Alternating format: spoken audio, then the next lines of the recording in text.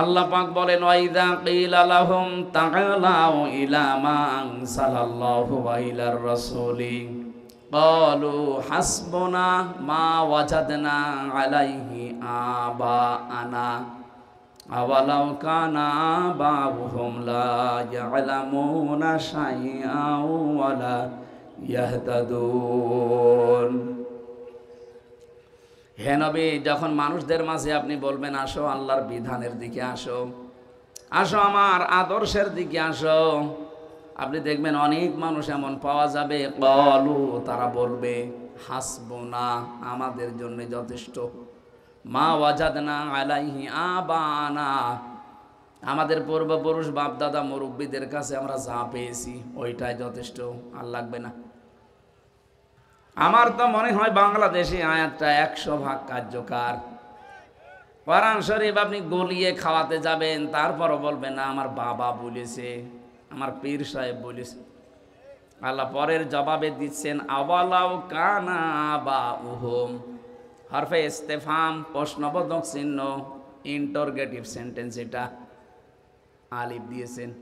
আওয়ালাউ কানা আবাউহুম, যদিও তাদের এই পূর্বপুরুষেরা, বাপ দাদারা, পীর সাহেবরা, এদের এই মুরব্বীরা লা ইয়ালামুনা শাইআ, সভ্যতার বিকাশ না থাকার কারণে হয়তো দিন সম্পর্কে ওই রকম কিছু জানতো না, ওয়ালা ইয়াহতাদুন, এবং হেদায়েত প্রাপ্তও ছিল না, এরপরেও তারা অন্ধভাবে ওদেরকে মেনে চলবে।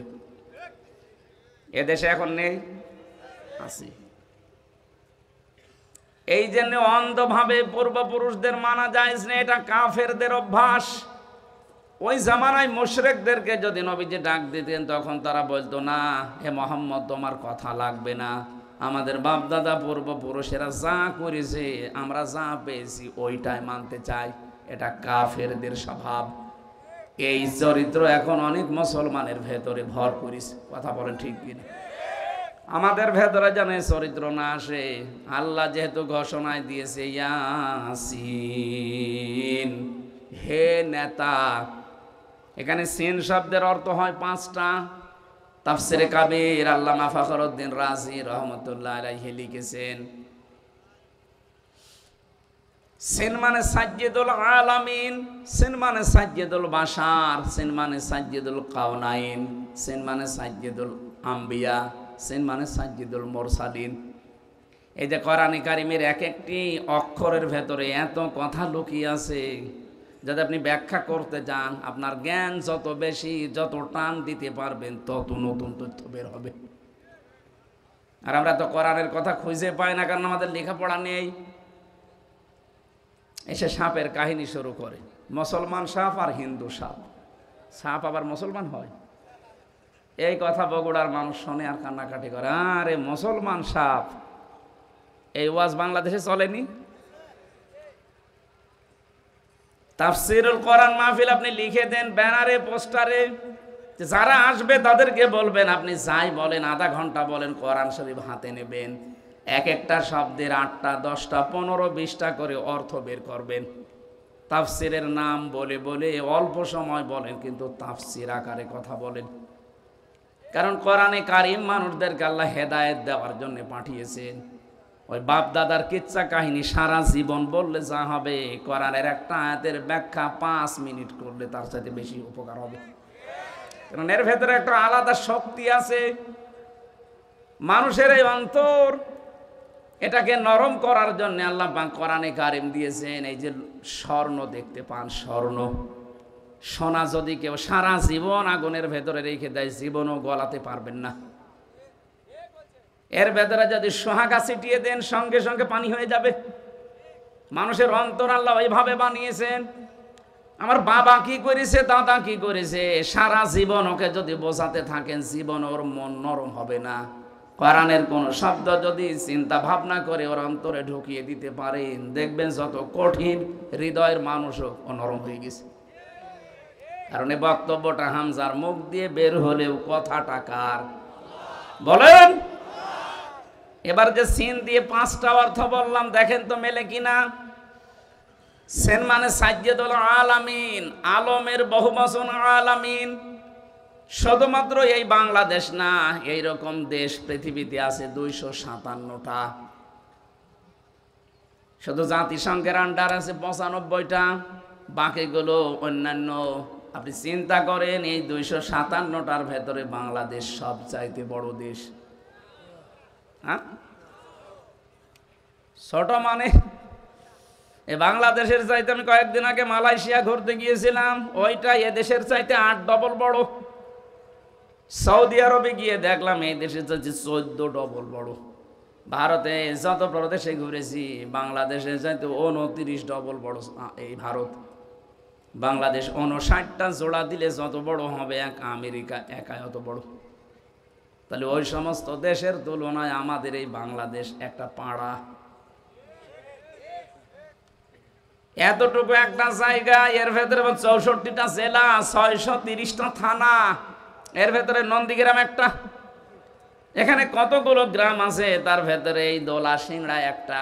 এখানে কত বিঘা জমি আছে দেখেন, হাজার হাজার বিঘা জমি এই থানায়। এর ভেতরে এই জায়গাটা একটা মাত্র জায়গা।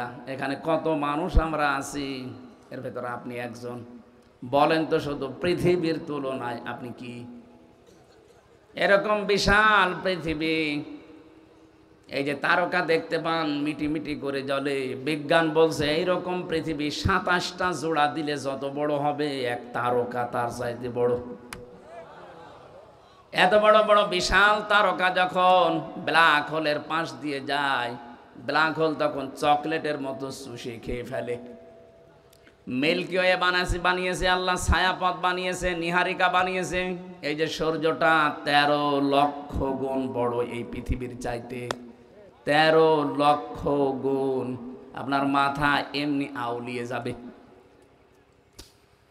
তাহলে আলামিন দিয়ে আল্লাহকে বুঝিয়েছেন, দেখেছেন। শুধু এই বাংলাদেশ না, শুধু এই পৃথিবী না, যত জগৎ আল্লাহ বানিয়েছেন, যত জগৎ, সব জায়গায় আল্লাহর কথা যেমন চলে, মুহাম্মাদুর রাসূলুল্লাহর কথা ওইরকম চলে। এর ব্যাখ্যা পাবেন সূরা আলাম নাসরা 4 নম্বর আয়াতে, ওয়ারাফা'না লাকা যিকরাক। হে নবী, আপনার মর্যাদা, আপনার নাম আমি কি উপরে তুলে দেইনি? কত উপরে তুলেছি জানেন? এ তামাম দুনিয়ায় একটা সেকেন্ডও বাদ যায় না যেখানে আল্লাহর নাম উচ্চারণ হয় না। শুধুমাত্র এই বাংলাদেশেই 13 মিনিট একাধারে আল্লাহর নাম উচ্চারণ হয়।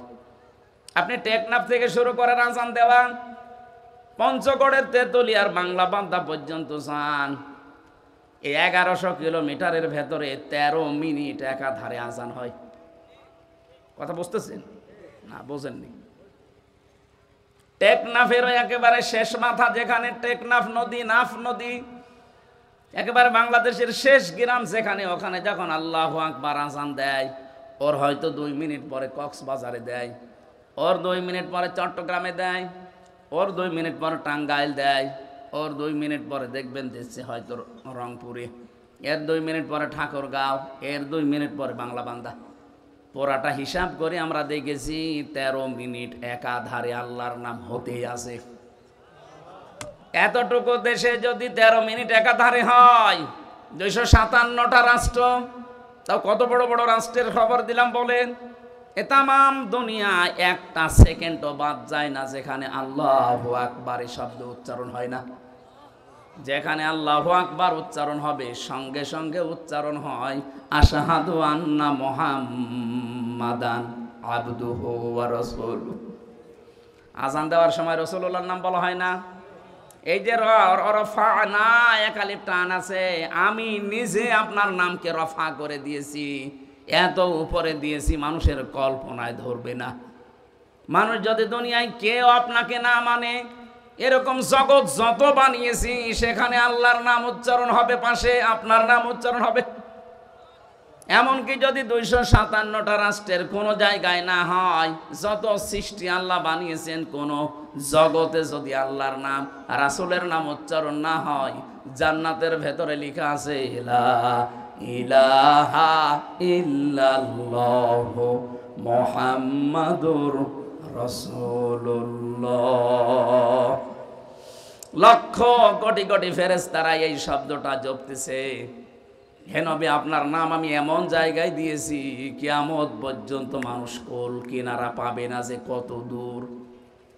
এই জন্য শুধু বাংলাদেশে না, আপনি যদি বলেন আমি মঙ্গল গ্রহে বাস করি, ওই জগৎকার বলেন বলেন। কেউ যদি বলে আমি চাঁদের দেশে বাস করি, ওইটা কার? যেখানেই বাস করবেন ওখানেই মুহাম্মদুর রাসূলুল্লাহকে নেতা মানা লাগবে। যার নেতা, যার আদর্শ বিশ্ব নবী বাদ দিয়ে অন্যকে অমরণের পরে বিনা হিসাবে বিনা বিচারে জাহান্নামী। এত শক্ত কথা বলার পরেও দেখবেন অনেকের মন না নরম হচ্ছে না। এটাই তার কি বলা যায় বলেন তো? এরপরেও যদি আপনার বিবেকে দাগ না কাটে, আমার মনে হয় আপনার বিবেকের উপরে কুকুরে প্রসাব করেছে। কথা বুঝতেছেন? এই যে হাঁ করে আছেন কোন কারণে? হ্যাঁ,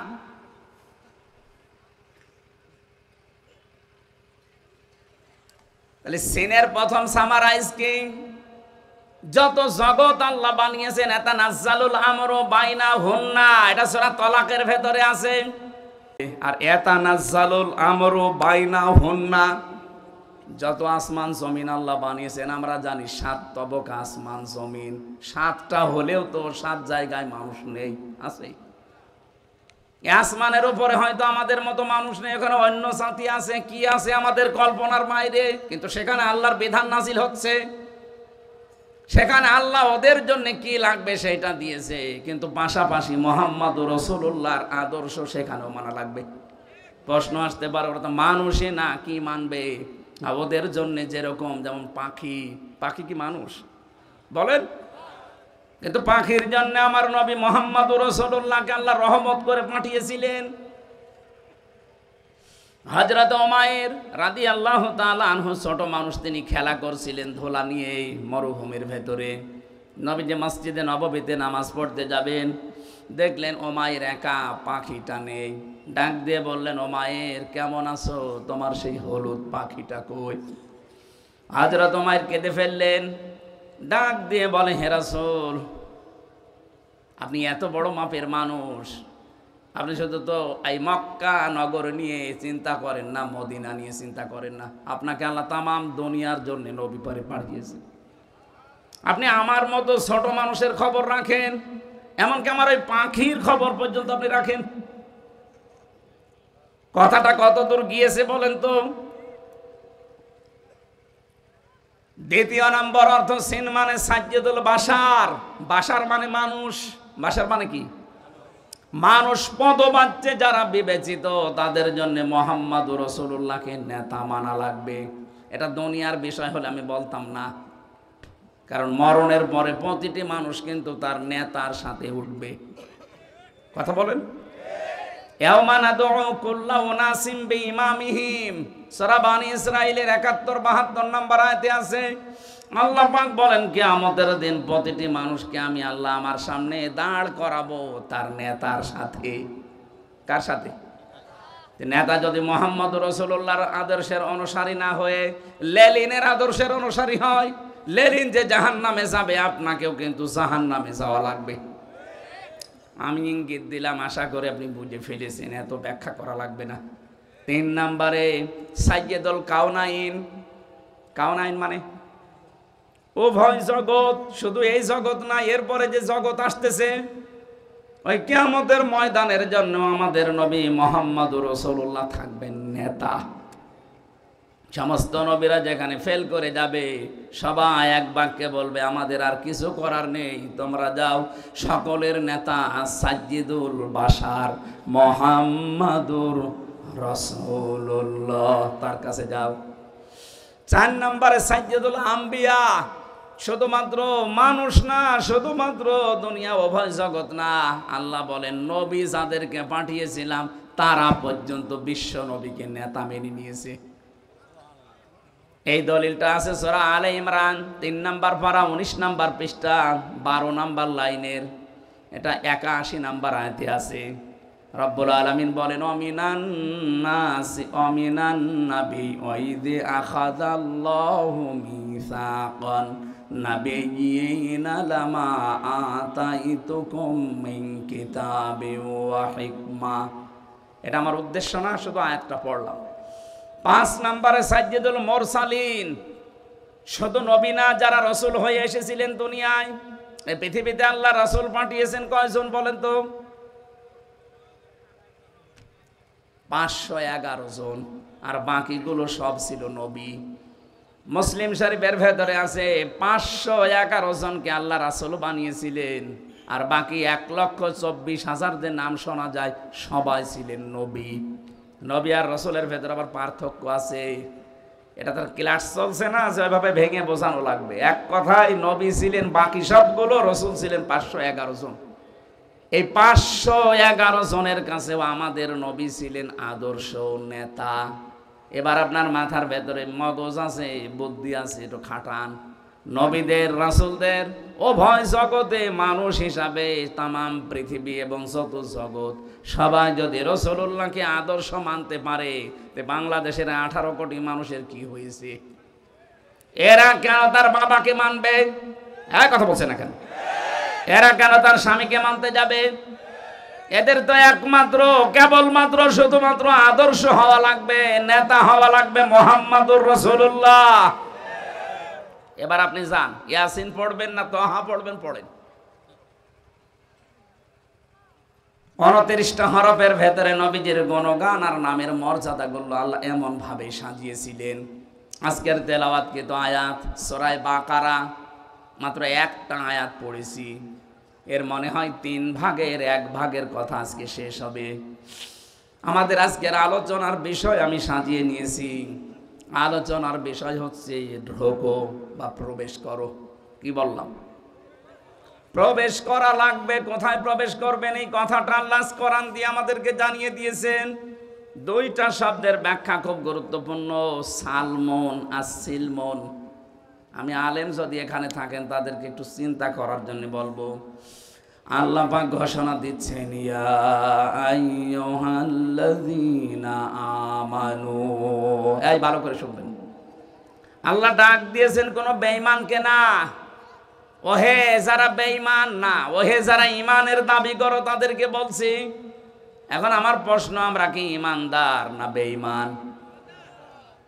আপনার ঈমান আছে কিনা আপনি জোর করে বললে হবে। নবীজির কাছে সাহাবী প্রশ্ন করলেন, হে নবী, আমার যে ঈমান আছে আমি কি করে টের পাবো? আমার যে ঈমান আছে ভেতরে আমি কিভাবে টের পাবো? এর লক্ষণ কি?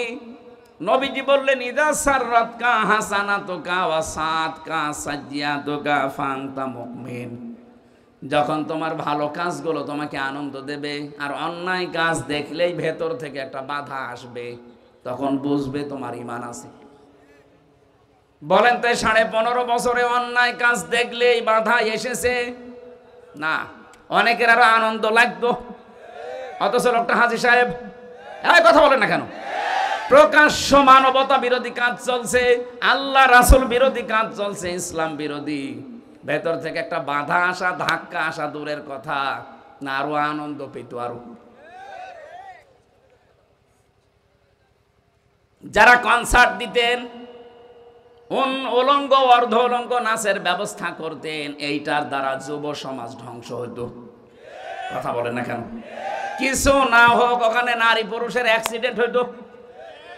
অ্যাক্সিডেন্ট বোঝেন? অন্তত ধাক্কা তো লাগতো। এই সমস্ত জায়গা যারা 1 মাস 1.5 মাস 3 মাস ব্যাপী অনুষ্ঠান করতেন, এদেশের হাজারো মানুষ ওটা তো নিষেধ করা, রাগ করা দূরের কথা, আরো মনে মনে সাপোর্ট করতো। মানুষ একটু কি আনন্দ করবে না? আরে ভাই, আনন্দ করতে যে ওর আসল জিনিস হারিয়ে যাচ্ছে। হযরত আদম নবীকে আল্লাহ যেই দিন বিবাহ দিয়ে দেন হাওয়া আলাইহিস সালামের সাথে জান্নাতের ভেতরে, আমি আলেমদের বলছি, ওই সময় কিন্তু হাওয়া হযরত আদমকে আল্লাহ ডাক দিয়ে বলেছিলেন, ওয়াকুলনা ইয়া আদাম উসকুন আনতা ওয়া যাওজুকাল জান্নাতা ওয়া কুলা মিনহা রাগাদান হাইসু শি'তুমা। এই আয়াতের ভেতরে প্রায় 5টা তথ্য আছে। আমরা শুধু আন্দাজে সাওয়াবের নিয়তে পড়ি যাই, এখান থেকে আল্লাহ যেগুলো নিতে বলে একটাও আমাদের ক্ষমতায় নেই। হযরত আদমকে আল্লাহ যখন বিয়ে দিলেন জান্নাতে, ডাক দিয়ে বললেন, স্ত্রীকে নিয়ে চলে যাও। কোথায় যাবা? বাড়ি যাও। জান্নাত আমাদের আদমের বাড়ি আর আমাদের বাবার বাড়ি। কথা শুনতেছেন? জান্নাত আদমের বাড়ি, আদম যেহেতু আমাদের আদি পিতা, এই জন্য আমাদের বাবার বাড়ি কোথায়? তাহলে এই আয়াত থেকে প্রথম মাসলা কি আসে?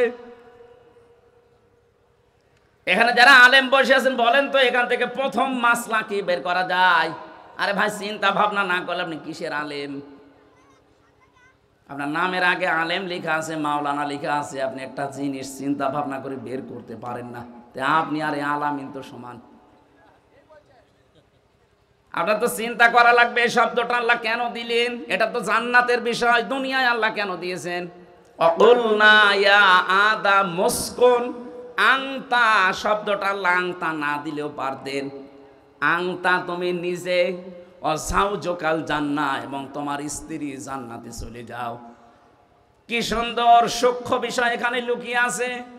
আংতা শব্দটা মানে তুমি, এটা না দিলেও তো অর্থ বাংলা হয়ে যায়। আল্লাহ কেন এই শব্দ দিলেন? আবার এটা জান্নাতের কথোপকথন, ওইটা বাদ দিয়ে আল্লাহ দুনিয়ায় আমাদেরকে দিলেন কেন? এই জন্যে দিয়েছেন কারণ পৃথিবীতে এই বিবাহ শাদী এটা কিয়ামত পর্যন্ত চলতেই থাকবে। কথা বুঝতেছেন? কিন্তু বিবাহ শাদী চলবে বিপরীত লিঙ্গের সাথে, হয়তো নারীর সাথে পুরুষ, পুরুষের সাথে নারী। এখানে শুনছেন না? কি শব্দ, সমস্যা কি?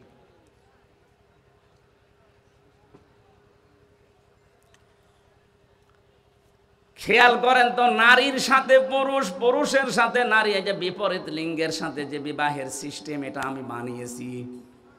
বলেন না কেন? ওই যে প্রথম জান্নাতের ভেতরে আল্লাহ যে বানালেন হাওয়াকে, আল্লাহ কি ওই সময় হাওয়া আলাইহিস সালামকে না বানিয়ে, মহিলা না বানিয়ে একটা পুরুষ বানাতে পারতেন না? নারীর কাছে পুরুষের যে মর্যাদা, যে সুখ, যে আনন্দ, যেটা আল্লাহ লুকিয়ে রেখেছেন, একটা পুরুষের কাছে কিয়ামত পর্যন্ত ওটা পাবেন না। অথচ আজকে আল্লাহর এই সিস্টেমটাই অনেকে পাল্টিয়ে এখন সমকামিতা আরম্ভ করছে। গত পরশু দিনও কুষ্টিয়ায় 2 মহিলা বলছে আমরা বিয়ে করব। যদি আমাদের মেয়েতে বিয়ে না দেন আমরা 2 জনে আত্মহত্যা করব। কোথায় পৌঁছিয়েছে তারা বলেন?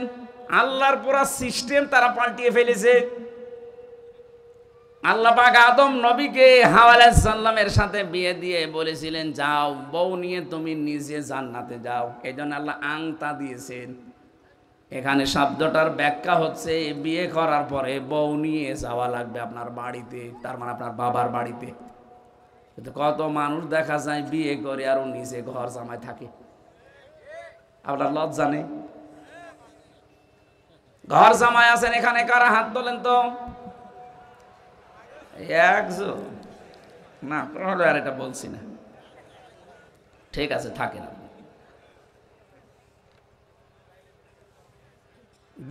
দ্বিতীয় শিক্ষাটা কি? আজ যে বাংলাদেশে 13টা সংগঠন কাজ করছে নারীদের পক্ষে, নারী পক্ষ, নারী স্বাধীনতা আন্দোলন, নারী বিপ্লব পরিষদ, নারী মুক্তি পরিষদ, নারী ঐক্য পরিষদ, এরকম 13টা। এদের প্রত্যেকের স্লোগান মেয়েদের অধিকার সমান দেওয়া লাগবে।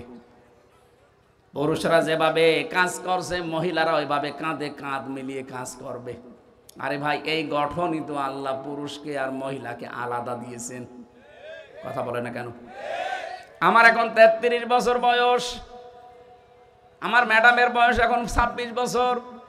ওর যে বয়স আমার যে বয়স, এই বয়সে একজন পুরুষ আর একজন মহিলা 2 জনের শারীরিক গঠন কি এক? অথচ এক খাবার আমরা 2 জন খাচ্ছি, 2 জনে একই খাবার খাওয়ার পরে একই হাঁড়িতে রান্না বাড়া, একই বাড়িতে থাকা, কিন্তু শারীরিক গঠন অটোমেটিক আল্লাহ ওরটা আমারটা পাল্টিয়ে দিয়েছে। কাজও 2 জনের আলাদা, আমার কাজ বাইরে, ওর কাজ ঘরে।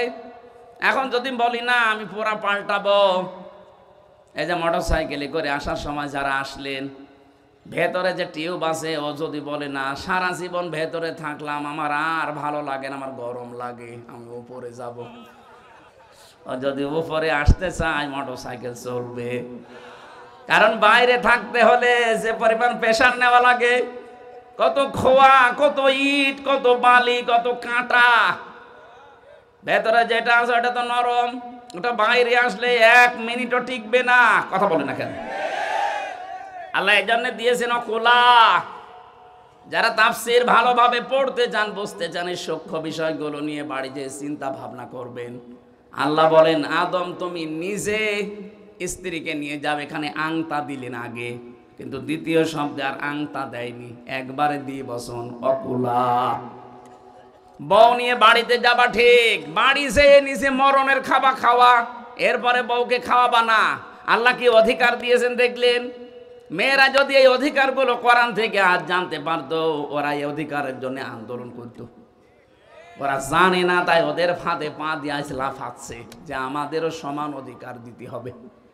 এটা চাইতেছে যে লাঞ্ছিত হচ্ছে, ইজ্জত হারাচ্ছে, সম্ভ্রম নষ্ট হয়ে যাচ্ছে, ওর মান সম্মান সব ধুলায় মিশে যাচ্ছে।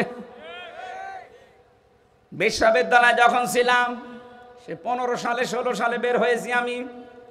ওই সময় বাসে যেতাম মাহফিলে, যশোরে ওই যে পালবাড়ি মোড়ে যেয়ে দাঁড়িয়ে আছে আসরের সময়, দেখি যশোর MM কলেজের মেয়েরা মিছিল নিয়ে আসতেছে ইভটিজিং এর বিরুদ্ধে ডাইরেক্ট অ্যাকশন।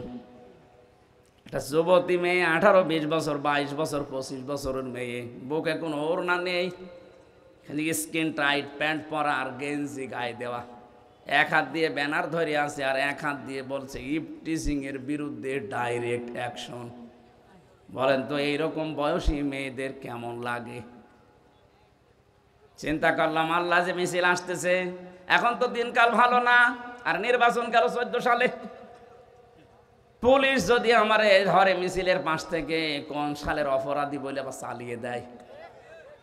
নিরাপদে গেলাম, এক চার দোকানে বসে ভান ধরে আছি যে চা খাচ্ছে, হঠাৎ দেখি পাশে এক পুলিশ। আরে ভাই, আপনার যন্ত্রণায় আসলাম আর আপনি আমার সামনে।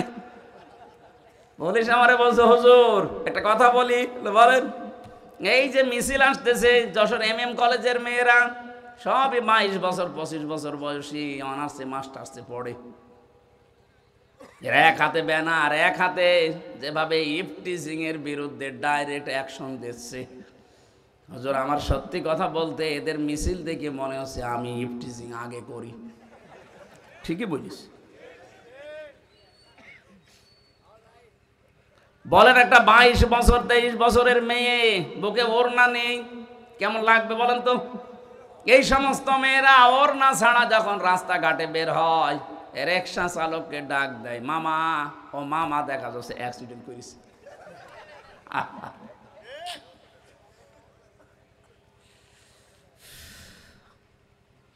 এই জন্য কোলা শব্দটার তাফসীর আপনারা বেশি বেশি দেখবেন, মেয়েদেরকে বোঝাবেন। অকোলা দ্বিবচন দিয়েছেন, মাঝখানে আংতা নেই।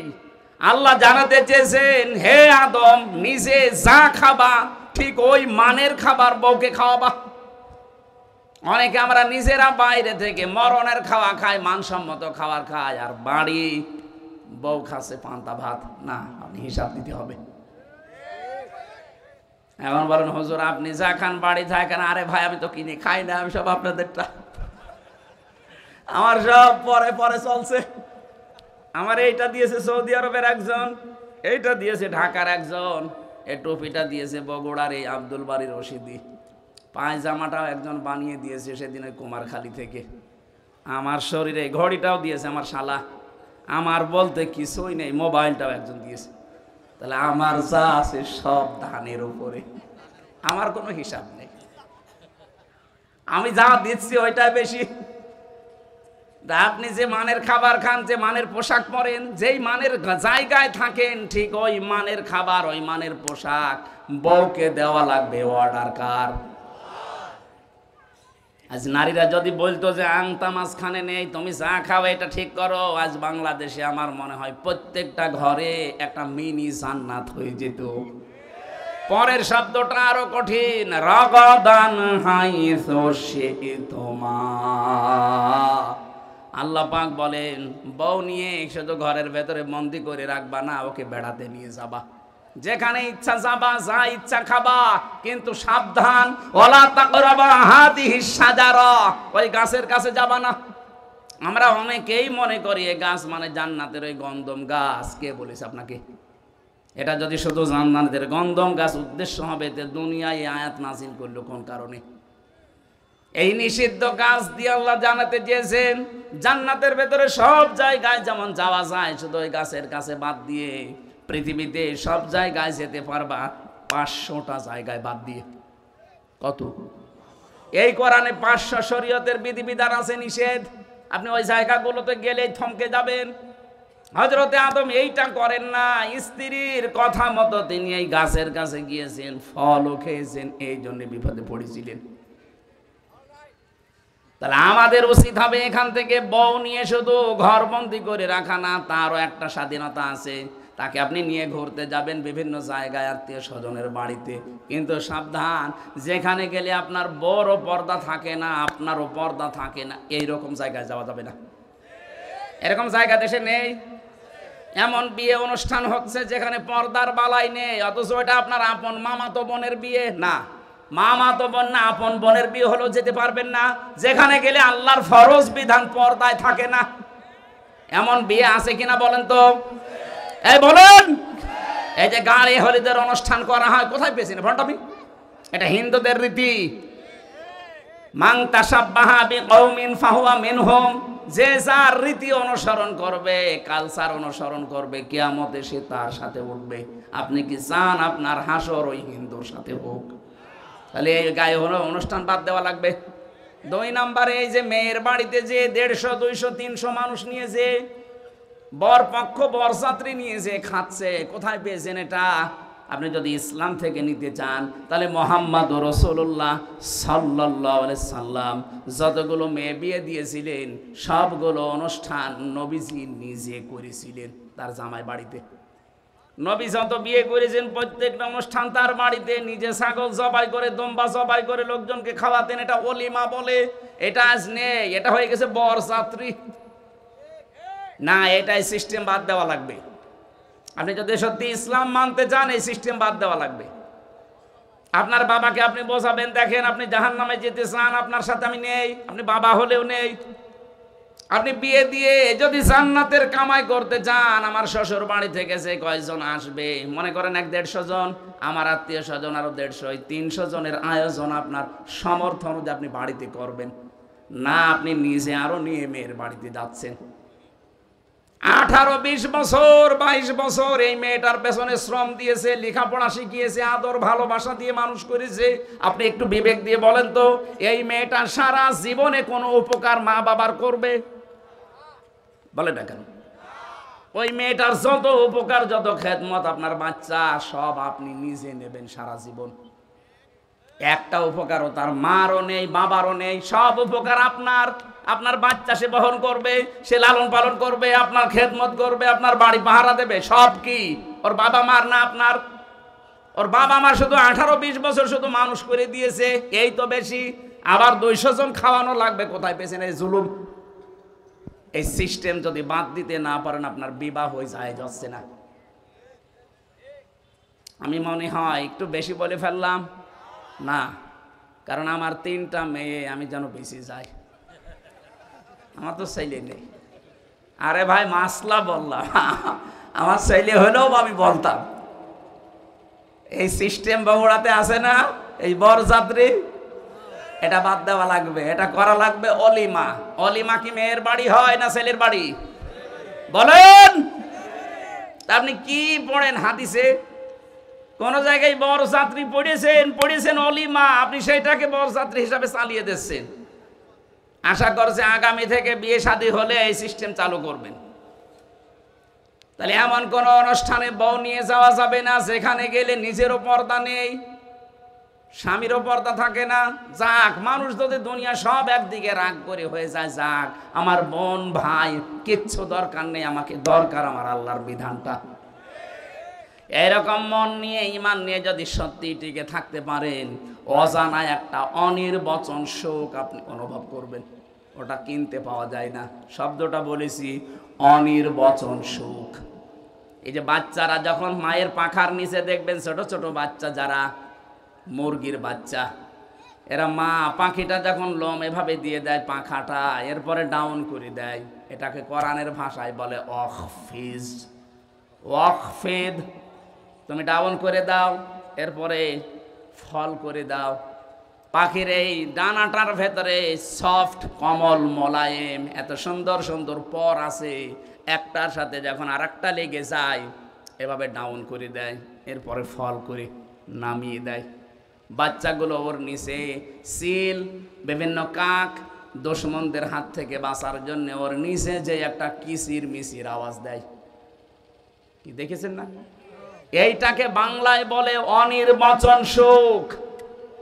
এটা কিনতে পাবেন না, এটা আলাদা। আল্লাহ পাক বলেন দুনিয়ার সব একদিকে যাক, তুই যদি আমার বিধান নিয়ে দাঁড়িয়ে থাকতে পারিস, হ্যাঁ তোর বোন হয়তো রাগ করবে, তোর চাচা হয়তো রাগ করবে, তোর খালা হয়তো রাগ করবে, আমি যে আল্লাহ বিধান দিয়েছি বিধানের উপরে টিকে থাকতে গেলে, টিকে যদি থাকতে পারিস দুনিয়া সব একদিকে যাক, আমি আল্লাহর জন্য যদি একাও দাঁড়িয়ে থাকতে পারিস একটা আলাদা সুখ আমি তোকে দেব। আমার আজকের আলোচনার বিষয় ছিল মেয়েদের এই ভুল ভাল বুঝিয়ে যারা আজ বেপরদায় চালানোর চেষ্টা করছেন। আপনাদেরকে যে অধিকার, যে স্বাধীনতা ইসলাম দিয়েছে পৃথিবীর কোনো ধর্মে আমি পাইনি। বহু ধর্মের তুলনামূলক আমি বিশ্লেষণ করেছি, কোনো ধর্মে এত অধিকার দেওয়া হয়নি। জোরে বলেন সুবহানাল্লাহ। আমার ভাইরা, আল্লাহ রাব্বুল আলামিন ঈমান আছে কিনা, আমি এই শব্দ থেকে এসেছিলাম। ঈমান আছে কিনা আপনি পরীক্ষা করবেন। আপনার থার্মোমিটার এইটা। ভালো কাজ আপনাকে আনন্দ দেবে, অন্যায় দেখলে আপনার ভেতর থেকে একটা বাধা আসবে। কথা বুঝতেছেন? খারাপ লাগবে আপনার, তখন বুঝবেন আপনার ঈমান আছে। এরকম ঈমানদারকে আল্লাহ ডাক দিয়ে জানিয়েছেন, উদখুলু ফিস-সিলমি কাফা, তোমরা প্রবেশ করো পুরাপুরি ইসলামে। কেন সিলমন দিলাম? এখানে শব্দটা সালমন হবে, সিলমন যে কোনো একটা বললেই হয়। সিন যদি জবর দিয়ে পড়েন সালমন, তাহলে বাংলা অর্থ হবে শান্তি। আর সিলমন যদি সিনে জের দিয়ে পড়েন, বাংলা অর্থ হবে ইসলাম। আল্লাহ কি ইসলামে প্রবেশ করতে বলছেন না শান্তিতে? না। আপনি এই শুধু এই কোরআন শরীফ না, পৃথিবীর অনেক কোরআনে আছে যেখানে দেখবেন 7 রকম কিরাত পড়ে যে কারীরা, 7 কিরাতের কারী শোনেননি তেলাওয়াত? আন্তর্জাতিক কারী যারা, কারী আব্দুল বাসেত, ওনারা যখন তেলাওয়াত করতেন দেখবেন এই আয়াতটায় 7 রকম করে পড়তেন। ইয়া আইয়ুহাল্লাযীনা আমানু দুখুলু ফিস-সালমি কাফা, হে ঈমানদারেরা তোমরা শান্তিতে প্রবেশ করো পুরাপুরি। আরে ভাই, ইসলামে প্রবেশ করার মানেই তো শান্তিতে। ইসলাম মানে কি বলেন বলেন? এবার আসেন আমি ব্যাখ্যায় যাচ্ছি। তাহলে সিন দিয়ে জবরে পড়া যায়, জেরেও পড়া যায়। জবর দিয়ে হবে শান্তি, আর জের দিয়ে হবে ইসলাম। অধিকাংশ মুফাসসিরিনে কিরাম প্রায় 42টা তাফসীরের ভাষ্য এই আপনারা ইসলামে প্রবেশ করেন এই ভাষ্য দিয়েছেন। আর আধুনিক তাফসীর এখন যেগুলো বের হচ্ছে এগুলোর ভাষ্য আলাদা। আমি আগেরটা বললাম, সব মুফাসসির দিয়েছেন তোমরা প্রবেশ করো ইসলামে। হ্যাঁ, এখন ইসলামে প্রবেশ করবেন কি করে?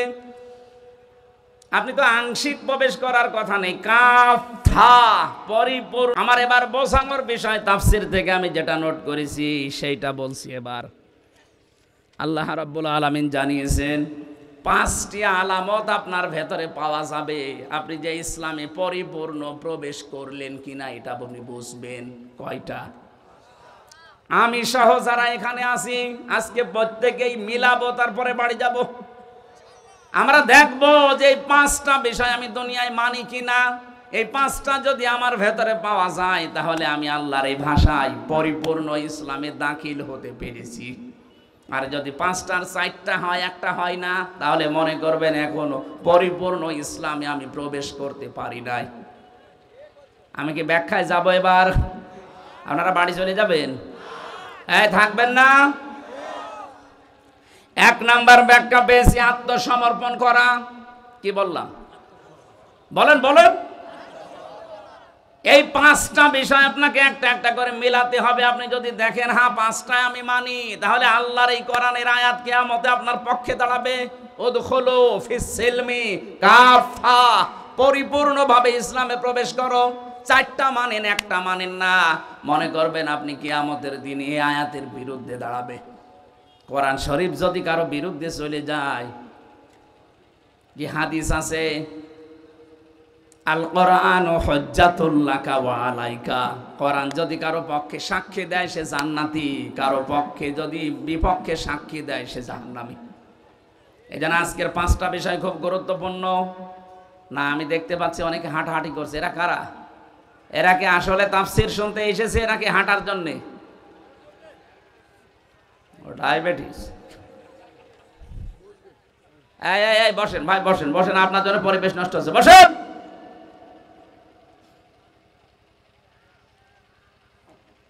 এত সুন্দর ক্লাস আপনি কোথায় পাবেন? এই যে নিরিবিলি ক্লাস চলছে, বিশ্ববিদ্যালয়ে যারা ক্লাস নেয় দেখেছে এক একটা শব্দের এত ব্যাখ্যা নিয়ে আসে তারা, কারণ তারা লেখাপড়া করে।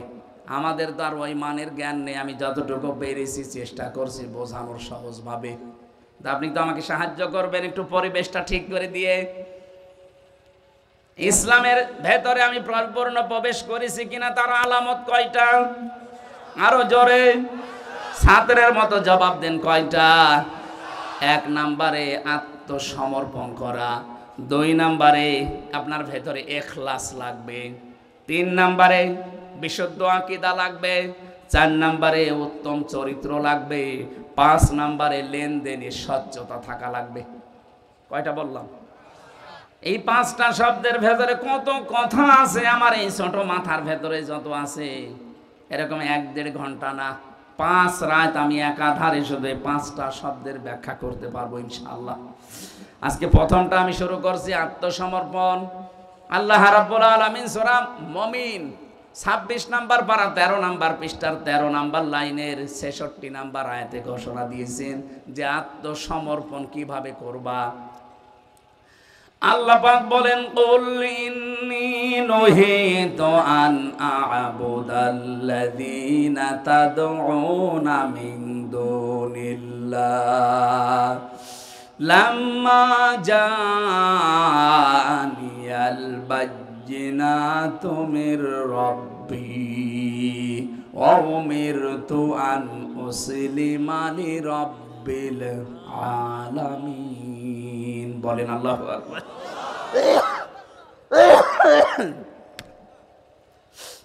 তোমরা যাদের ইবাদত করো, নবী আপনি বলেন তোমরা যাদের ইবাদত করো, আমার কাছে স্পষ্ট দলিল আর প্রমাণ আসার পরে আমাকে নিষেধ করা হয়েছে তোমাদের ওই ডাকা বিষয়গুলো, আল্লাহ বাদে যাদেরকে ডাকো আমি যেন তাদেরকে না ডাকি, তাদের ইবাদত যেন না করি।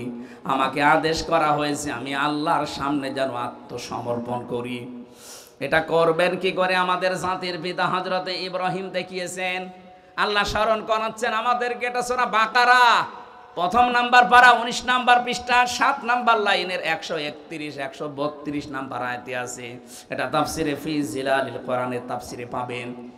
আল্লাহ রাব্বুল আলামিন বলেন, ইয ক্বালা লাহু রাব্বুহু আসলিম ক্বালা আসলামতু লিরাব্বিল আলামিন। স্মরণ করা ওই সময়ের কথা যখন ইব্রাহিম নবীকে আমি ডাক দিয়ে বলেছিলাম ইব্রাহিম আত্মসমর্পণ করো, তখন তিনি কিন্তু গাছের মাথায় বসে কোড়াল দিয়ে কাঠ কাটছিলেন। ডাক দিয়ে বললেন, মাবুদ এই জায়গায় এই সৈন্যের উপরে কি করে আত্মসমর্পণ করব? আল্লাহ বলেন আত্মসমর্পণ করো। কিভাবে করবা? ওখান থেকেই কোড়াল দিয়ে খাতনা করে আত্মসমর্পণ করো। যেহেতু আল্লাহর আদেশ উনি কোড়াল দিয়ে ওখান থেকে খাতনা করলেন, ডাক দিয়ে বললেন আসলামতু লিরাব্বিল আলামিন, বিশ্ব জাহানের প্রতিপালক হযরতে ইব্রাহিম বললেন আমি তার উপরে আত্মসমর্পণ করলাম, তার কাছে। এখানে আমার প্রশ্ন, হযরতে ইব্রাহিম নবী যে খাতনা করেছিলেন এর আগে যারা ছিল এইটা কিন্তু ছিল না। এই যে খাতনা শুরু হয়েছে ইব্রাহিম নবীর পক্ষ থেকে, এটা ইব্রাহিম নবীর সুন্নাত, তার রীতি নীতি আদর্শ। এখান থেকে বিজ্ঞান অনেকগুলো তথ্য বের করেছে। 1 নম্বরে আপনি লজ্জাস্থানের আগা যদি কেটে না দেন, অনেক জার্ম অনেক ময়লা ওর ভেতরে জমা থাকে।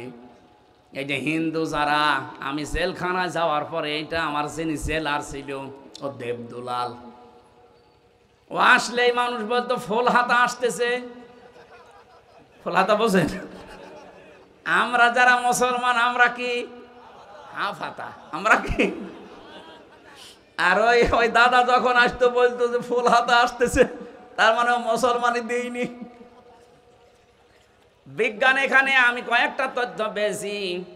এই জন্য অনেক হিন্দু শিক্ষিত যারা এরা যেহেতু ধর্মীয় রীতিতে নেই এই জন্য ভয়ে করে না, কিন্তু গোপনে অনেকে ডাক্তারের কাছে গিয়ে আঁকা কেটে নেয়। আপনি দেখবেন গোপনে গোপনে, আমি বহু পেয়েছি। জিজ্ঞাসা করলে বলে বাদ দেন ওই আগের ওই মানধাত আমলের চিন্তা ভাবনা, ও ছাতা করিয়েই তো আমার জিনিসপত্র নষ্ট হয়ে যাচ্ছে। শেষে দেখা যায় গোপনে চুরি করে ডাক্তার দিয়ে বলে ভাই আমার কেটে দিন। আরো বাকি 3টা বিষয় আছে, এগুলো এই এই এই প্লেসে বলা ঠিক না, ওগুলো আলাদা প্লেস আছে, এটা বলা যাবে না পরে। হযরতে ইব্রাহিম নবীর জীবনে 50টা পরীক্ষা আল্লাহ নিয়েছিলেন। কোরআন শরীফে এখন যদি ওই 50টা পরীক্ষার কথা আয়াত দিয়ে দিয়ে বলা হয়, কমপক্ষে 1 মিনিট করে হলো 50 মিনিট লাগবে। এটা একটা আলাদা সাবজেক্ট আছে, ইব্রাহিম নবীর জীবনের 50টা পরীক্ষা। এই যে ডোমন পুকুর কামিল মাদ্রাসা আছে না এখানে, ওরা ওই সাবজেক্ট আমাকে দিয়েছে, বলেছে আপনি নবীর জীবনে 50টা পরীক্ষা ইব্রাহিম নবী, ওইটা বলবেন। ওই জায়গায় কত দূর এখান থেকে? 4-5 কিলো। ওখানে আসবো ইনশাল্লাহ, ওই জায়গায় দেখবো। ওনার সর্বশেষ পরীক্ষা এইটা ছিল।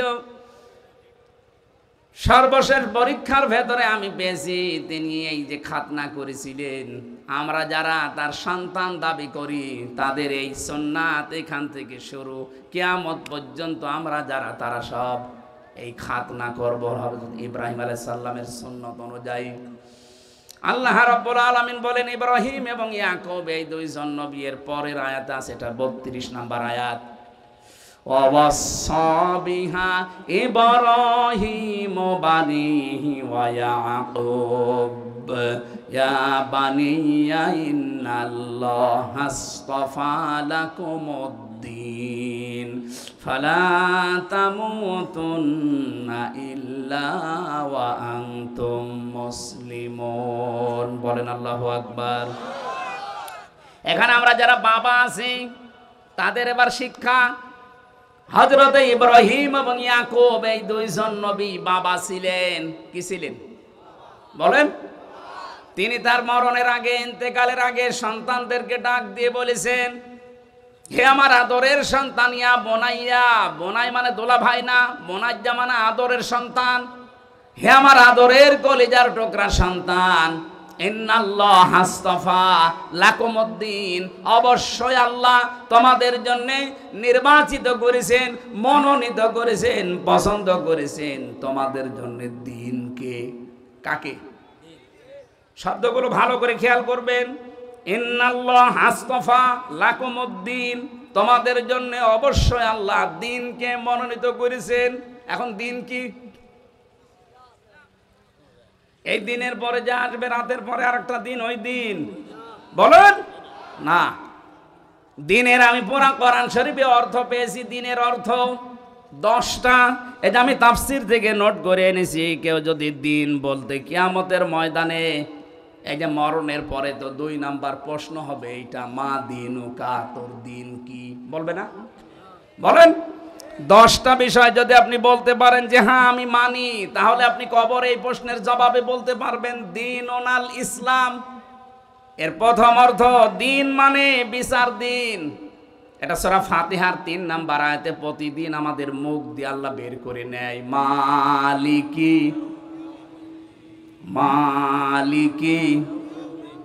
জবান খুলে কোরআনের আয়াত পড়েন, মালিকি ইয়াউমিদ্দিন।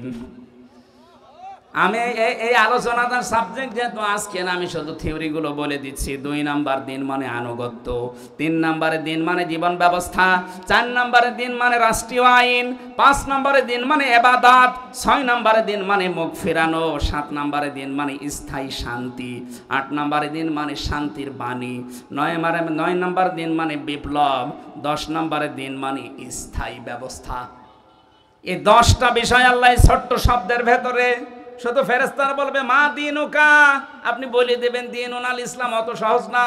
এই 10টা দুনিয়ায় মানা লাগবে। কয়টা? বলুন।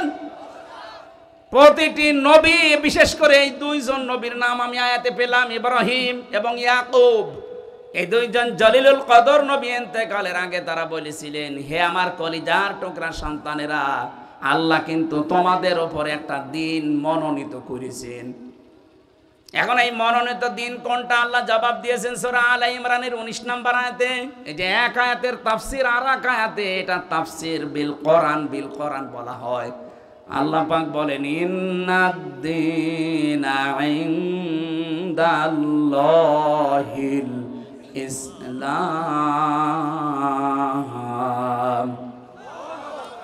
অবশ্যই তোমাদের জন্য আমি আল্লাহর কাছে মনোনীত একটা দিন আছে, তার নাম ইসলাম।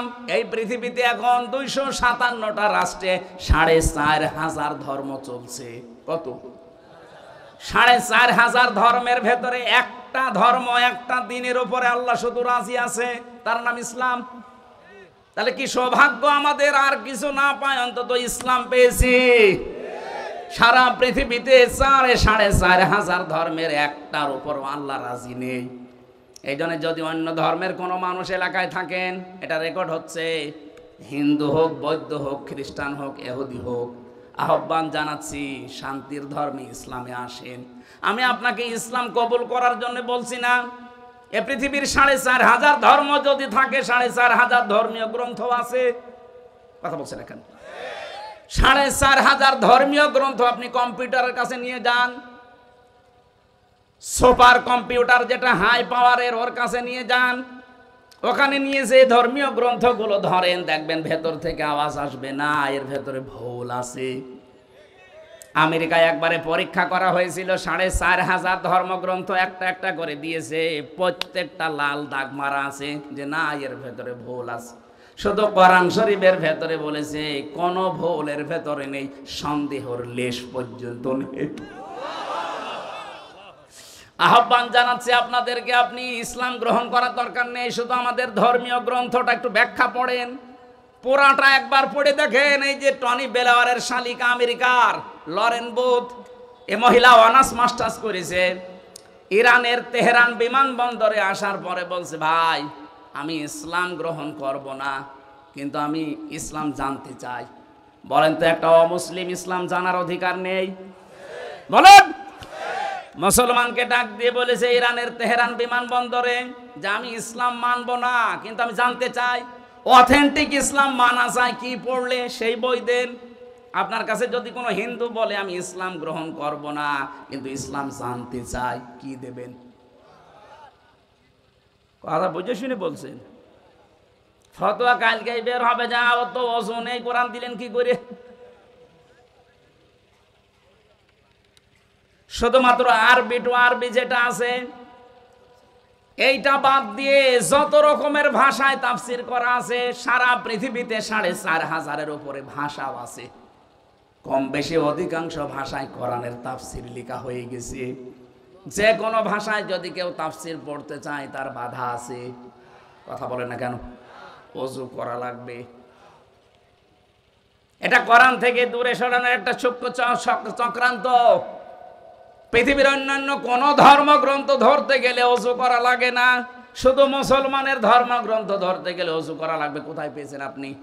কেউ যদি দলিল দেয় সূরা ওয়াকিয়ার 77, 78, 79 নম্বর আয়াত, না, আপনার বুঝতে ভুল হয়েছে।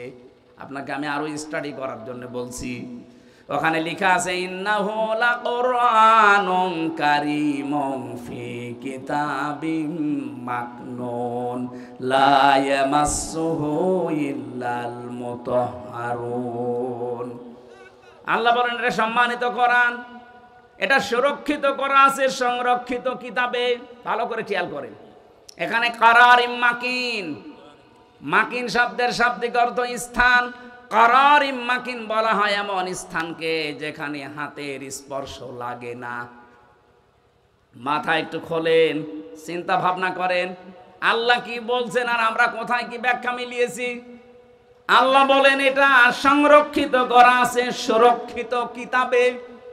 এখানে মাকিন শব্দের শাব্দিক অর্থ হচ্ছে কারারিম মাকিন, মানে এমন জায়গা যেখানে মানুষের হাতের স্পর্শ লাগে না।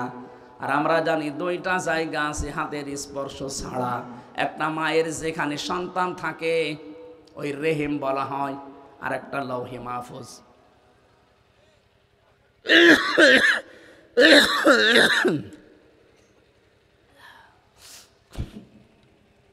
এ পর্যন্ত যদি বুঝে থাকেন, আমি সামনের আয়াতে যাচ্ছি।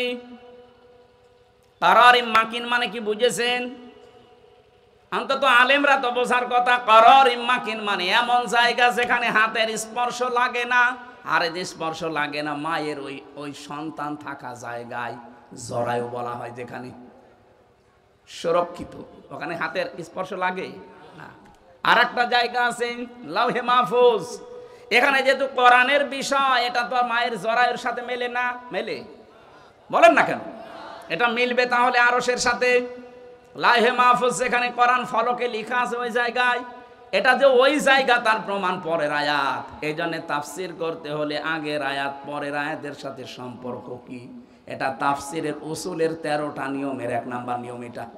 আপনি আন্দাজে কোনো আয়াত থেকে তাফসির করতে গেলে ভুল করে ফেলবেন। আগে দেখবেন আগের আয়াতে পরের আয়াতের সম্পর্ক কি, এর রিলেটেড কি আছে কিনা, এটা আগে মিলানো লাগবে। যেহেতু আল্লাহ পাক এখানে জরায়ুর কথা বলেননি, বলেছেন কোরআনের কথা। আর কোরআন মায়ের জরায়ু থাকে না, থাকে কোথায়? লাউহে মাহফুজে। পরের আয়াতে আল্লাহ ইঙ্গিত ওই দিকে দিয়েছেন, লা ইয়ামাসসুহু। এই যে হু, এটার ইঙ্গিত ইশারা দিয়েছেন আল্লাহ ওই লাউহে মাহফুজের দিকে। এটা যে মাহফুজের দিকে, লাউহে মাহফুজের দিকে ইঙ্গিত দিলেন, কি করে বুঝলেন? এই যে মুতাহহারুন, এই শব্দটার ব্যাখ্যায় বোঝা যায়। মুতাহহারুন শব্দের শাব্দিক অর্থ হচ্ছে পবিত্র আর নিষ্পাপ। মুতাহহারুনের অর্থ কয়টা? 2টা। বলেন বলেন। 1 নম্বরে নিষ্পাপ, 2 নম্বরে পবিত্র। আপনারা যেভাবে আগ্রহ নিয়ে শুনছেন, আমি আশা করছি কোরআনে কারিম কিছু দেবে আপনাদেরকে। একটু মিলান এখান থেকে। মুতাহহারুন মানে একদিকে পবিত্র, আর একদিকে না, ছাত্র তো ভালো না, নিষ্পাপ। এবার বলেন তো, পৃথিবীতে আমরা যারা আছি একেবারে নিষ্পাপ মানুষ কেউ আছে? 100 ভাগ পবিত্র কেউ আছে? এটা তাহলে অবশ্যই ফেরেশতাদের সাথে কথা বলছে না কেন? আর ফেরেশতারাই দুনিয়ার কোরআন নিয়ে নাড়াচাড়া করছে কোথায়? লৌহে মাহফুজে। বলেন বলেন। তাহলে ওযু ছাড়া কোরআন ধরা যাবে না, এ ফতোয়া দিয়ে মানুষদেরকে কোরআন থেকে দূরে সরানো, এটা ইহুদি আর খ্রিস্টানদের একটা চক্রান্ত। নবীজি টয়লেট থেকে আসলেন, টয়লেট থেকে আসার পরে তিনি পরিষ্কার পরিচ্ছন্ন হওয়ার পরে তাকে গোশত দেওয়া হয়েছে, রান্না করা, তিনি গোশত খেলেন। নবীজিকে জিজ্ঞাসা করা হচ্ছে, হে নবী, আমরা কি, হযরতে ইবনে মাসউদ বলেন, আমি কি পানি নিয়ে আসবো আপনার জন্য? ওযু করবেন না? বিশ্বনবী ওই দিন বলেছিলেন, সাহাবী, আল্লাহ পাক শুধু নামাজের আগে আমাকে ওযু করার আদেশ দিয়েছেন, তাছাড়া পৃথিবীর কোনো কাজ করার আগে ওযু করা লাগবে, আমার বাধ্যবাধকতা নেই। তাহলে নামাজ ছাড়া বাকি দুনিয়ায় যত কাজ আছে, কোনো কাজের আগে ওযু করা বাধ্যতামূলক। বলেন বলেন। সেটা কোরআন পড়া হোক, সেটা হাদিস পড়া হোক, সেটা রোজা রাখা হোক। রোজা না রেখে কেউ যদি মানে রোজা রাখবে, যদি ওযু করে না রাখে রোজা হবে না? বলেন না কেন? কোরবানি দেবে, ওযু করেনি, কোরবানি হবে না? নবীজি তো একেবারে স্পষ্টই বললেন যে নামাজ পড়া বাদ দিয়ে পৃথিবীর কোনো কাজের জন্য আল্লাহ আমাকে ওযু করার বাধ্যবাধকতা দেয়নি। তার মানে এই হাদিস থেকে প্রমাণ, এই আয়াত থেকে প্রমাণ হয় ওযু ছাড়া, শুধু আমি আপনাকে সম্মানের জন্য বলছি, আরবি টু আরবি যেটা, এটা বাদ দিয়ে বাকি ব্যাখ্যা যত আছে দুনিয়ায় সব আপনি ধরতে পারবেন। আমি মনে হয় ক্লিয়ার করতে পেরেছি। যদি না হয় আপনি আলাদা বসবেন। যে ব্যাখ্যাটায় ছিলাম আমি, দিন হিসাবে ইসলামকে যদি আপনি মানতে চান, এই মহিলা লরেন বুথ 3টা বছর কোরআনে কারিমকে একেবারে তন্ন তন্ন করে পড়েছে। আমার মতো জানাকুম আনাকুম না, প্রতিটি শব্দের 33টা করে অর্থ বের করেছে মহিলা। কি পড়া পড়েছে চিন্তা করেন। 3 বছর একাধারে পড়া কোরআন শরীফ শেষ করে ব্যাখ্যা সহ। শুধু আমার মতো বললাম না, আনাকুম জানাকুম না। পোড়াটা কি পড়া পড়ে 53 জায়গায় লাল দাগ দিয়েছে। সংবাদ সম্মেলন করে সাংবাদিকদের বলছে, মুসলমানরা এতদিন বলতে কোরআনে ভুল নেই, আমি 53 জায়গায় ভুল পেয়েছি। কোথায় কোথায় দেখান তো। উনি প্রথমেই দেখিয়েছে সূরা নিসার 34 নম্বর আয়াত, আর রিজালু কাওয়ামুনা আলান নিসা। না, মেলা সময় হয়ে যাচ্ছে, ব্যাখ্যাগুলো আজকে আর হবে না, মেলা সময় লাগবে। এক একটা শব্দে লক্ষ লক্ষ কথা আছে। উনি শেষ পর্যন্ত সিদ্ধান্ত নিয়ে বলেছিলেন 53 জায়গার শেষ জায়গায় গিয়ে দেখলাম যেখানে ভুল ধরি তার আগের আয়াতে পরের আয়াতে এই জবাব আল্লাহ 1500 বছর আগেই দিয়ে দিয়েছে। শেষে আমার জীবনের ভুল ধরা পড়ে গেছে, আমি মুসলমান হয়ে গেলাম। ওকে বারবার সাংবাদিক বলেছিল, আপনি একটা খ্রিস্টান মহিলা, পৃথিবীতে সবচাইতে বেশি মানুষ বাস করে খ্রিস্টান ধর্মে। কোন ধর্মে? আপনি একটা খ্রিস্টান ধর্মের মানুষ, এত মানুষ আপনার ধর্মে, আপনি ওই ধর্মই বাদ দিয়ে দিলেন। মুসলমানদের ধর্ম দুনিয়ায় 2 নম্বরে আছে। কয় নম্বরে? আপনি এই ধর্মে আসলেন মানে উনি এই জবাব দিয়েছিলেন। আমি কোরআন পড়ে বুঝে এরপরে আমার জীবনের ভুল ধরার পরে আমি শেষ পর্যন্ত পরিবর্তন হয়ে নিজের বাপ দাদার ধর্ম মাইনাস করে এসেছি মুসলমান হওয়ার জন্য। যেহেতু আল্লাহর কাছে মনোনীত ধর্ম ইসলাম, আহ্বান জানাবো যারা সেই ধর্মে আছেন, আপনাকে আমি ইসলাম কবুল করার জন্য চাপাচাপি করছি না। কারণ লা ইকরাহা ফিদ্দিন, দিনে কোনো বাড়াবাড়ি নেই, জোর জবরদস্তি নেই। আপনাকে আমি পড়তে বলছি। আপনি আমাদের 4500 ধর্মগ্রন্থ দুনিয়ায়, কোরআনটা পড়ে দেখেন। লরেন বুথের মতো 1-1.5 বছর 2 বছর পড়েন, বাধ্য হবেন কোরআনের কাছে মাথা নত করে দিতে। আল্লাহর কাছে মনোনীত ধর্ম নাম কি? সূরা আলে ইমরানের 85 নম্বর আয়াতে আল্লাহ এই দলিল আর একটু বিস্তারিত দিয়েছেন।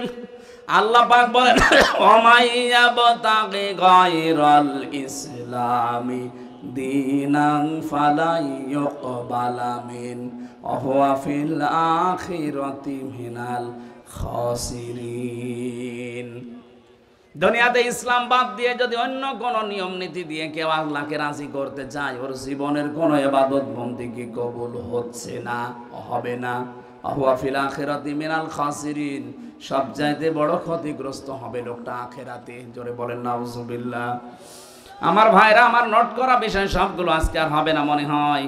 আমি 2 নম্বর বলেছিলাম, আত্মসমর্পণ করাই শুধু না, ইখলাস থাকা লাগবে আমাদের প্রতিটি কাজে।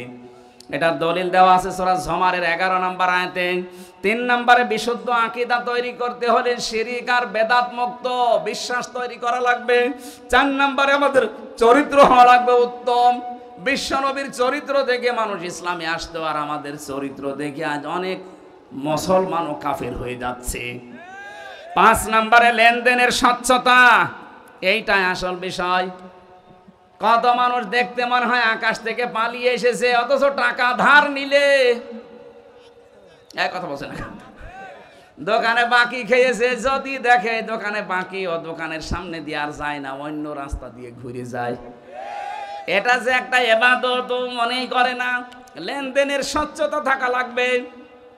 আপনি ধার নিয়েছেন টাকা, বললেন 15 দিন পরে দিয়ে দেব, 15 মাস হয়ে যাচ্ছে, খবর নেই, আপনার নামাজ রোজা সব মাঠে মারা যাবে। এই জন্য 5টা বিষয় যখন দেখবেন, হ্যাঁ দুনিয়ায় আমি মানতে পারলাম, তাহলে বুঝবেন আপনি উদখুলু ফিস সিলমি কাফা, পরিপূর্ণ আপনি ইসলামে প্রবেশ করেছেন। এটা আলামত বললাম। 2 নম্বর হলো তাত্তাবিউ খুতুওয়াতিশ শাইতান, শয়তানের অনুসরণ করা যাবে না তাদের পদাঙ্ক। শয়তানের অনুসরণ আছে 7টা। কয়টা? ইন্নাহু লাকুম আদুউম মুবিন, অবশ্যই সে তোমাদের প্রকাশ্য শত্রু। এবার শয়তান অনুসরণ করা, খুতুওয়াতিশ শয়তান কাকে বলে? পৃথিবীতে আমরা মনে করি শয়তান মানে ওই আসল যে শয়তান না, মানুষের ভেতরেও শয়তান আছে, তাদের অনুসরণ করা যাবে না। 1 নম্বরে যারা অপচয় করে, কি করে? দুনিয়ায় যত রকমের বড় গুনাহ আছে, জেনা করেন, আল্লাহ কিন্তু বলে না শয়তানের ভাই। চুরি করেন, শয়তানের ভাই। কিন্তু যারা অপচয় করে তাদেরকে আল্লাহ বলেন ইন্নাল মুবাযযিরিনা কানু ইখওয়ানা শায়াতিন। এগুলো আর মানুষ থাকে না, শয়তানের ভাই হয়ে যায়। শয়তানের 2 নম্বর কাজ, সে হচ্ছে যৌনতা ছড়ায়, লজ্জা স্থান উন্মুক্ত করে রাখতে ভালোবাসে। আজ যারা নিজেদের লজ্জা স্থান গোপন অঙ্গগুলো উন্মুক্ত করে রাখতে ভালোবাসেন, সে নারী হোক আর পুরুষ হোক, ও যেন বিশ্বাস করে আর মানুষ নেই। ও কি? আরো জোরে বলেন। শয়তান 3 নম্বরে অহংকারী ছিল, তাকাব্বুর। কি হনুরে, এই যে 15.5 বছরে যারা ছিল, কি হনুরে, হনুমান হয়ে গেছে। না, 11:30 বাজে, আমি এত রাত পর্যন্ত জাগি না। 10টায় মাহফিল শেষ করবেন, আগামী থেকে আসলে কথা বলবেন ইনশাআল্লাহ। আজকের মতো আমি বিদায় নিলাম। আমার জেলখানায় লিখিত যে বইগুলো আছে নিয়ে যাবেন। সৃষ্টি জগৎ নিয়ে লেখা আছে, কয়েকদিন আগে বের হয়েছে, অনেক তথ্য দেওয়া আছে, ওই গাড়িতে পাওয়া যাবে। আল্লাহুম্মা আমিন।